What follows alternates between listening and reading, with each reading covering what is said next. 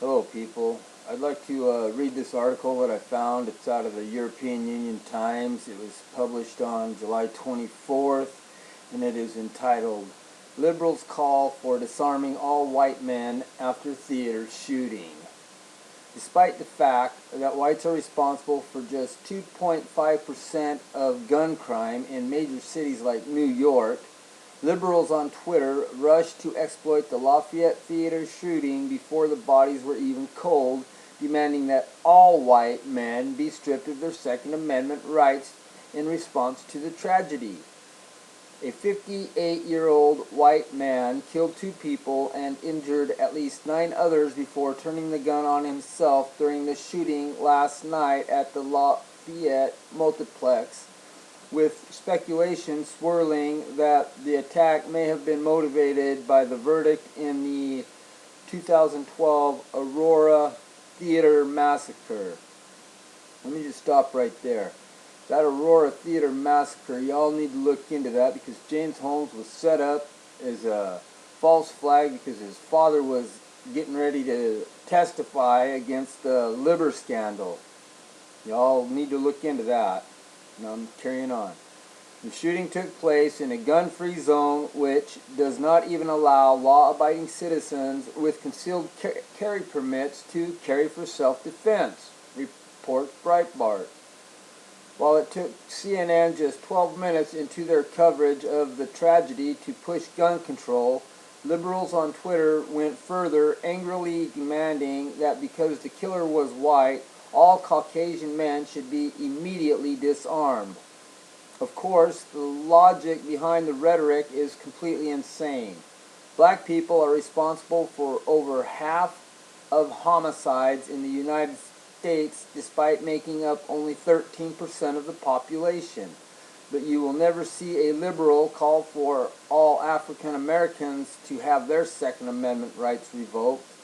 In major cities like New York, blacks also account for the vast majority of people arrested for gun crime. In New York City, African Americans comprise over 70% of shooting arrests, with Hispanics comprising of around 25 and whites just 2.5.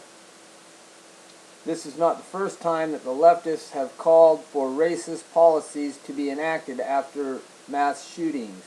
We saw the exact same rhetoric after the Charleston massacre. Strangely enough, there was no call to disarm Muslim Americans after last week's Chattanooga shooting, during which Mohammed Yosef Abdul Yaziz killed 4 American Marines. You better look into that one too, because it didn't really happen. That one guy they're claiming was dead since '09. But that ain't what this is about.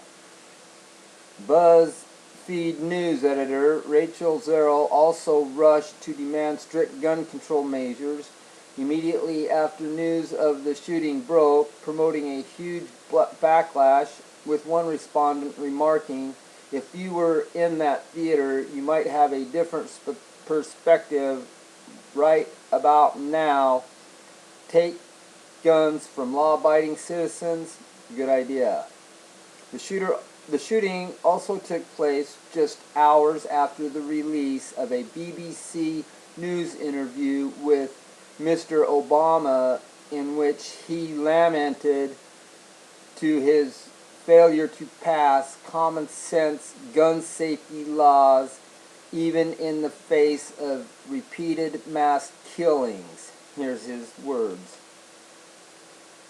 If you ask me where has been the one area where I feel that I've been most frustrated and most stymied, it is the fact that the United States of America is the one advanced nation on earth in which we do not have sufficient common sense gun safety laws, even in the face of repeated mass killings.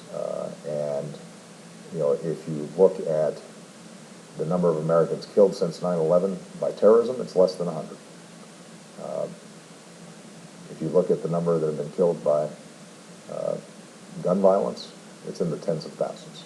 And for us not to be able to resolve that issue has been something that is distressing, but it is not something that I intend to stop working on in the remaining 18 months. There's the view from Okay, now, he called that there'd been less than 100 American citizens killed due to terrorism. Does he neglect the fact that the corporation of the United States, not the people, but the corporation, is the largest terrorist organization this world has ever seen? Does he neglect the fact that he's sending our sons and daughters, our brothers and sisters, our children and grandchildren overseas to fight for the military-industrial complex? Is that not terrorism? And he's ordering it. He's supposed to be the man in charge, and he's ordering the terrorism, yet there's only been 100 American casualties? I don't think so. If you look over the last year, I think you'll find that there's been more than 100 American casualties on United States terrorism alone. Anyway, that's all I have to say on this little rant. I'm going to do another one later. I haven't been on in a while, but I got to think about what I'm going to do. I just ran across that article and found it interesting and thought you guys might all want to see that one and hear that one. Thanks for tuning in. Brian Miner signing off.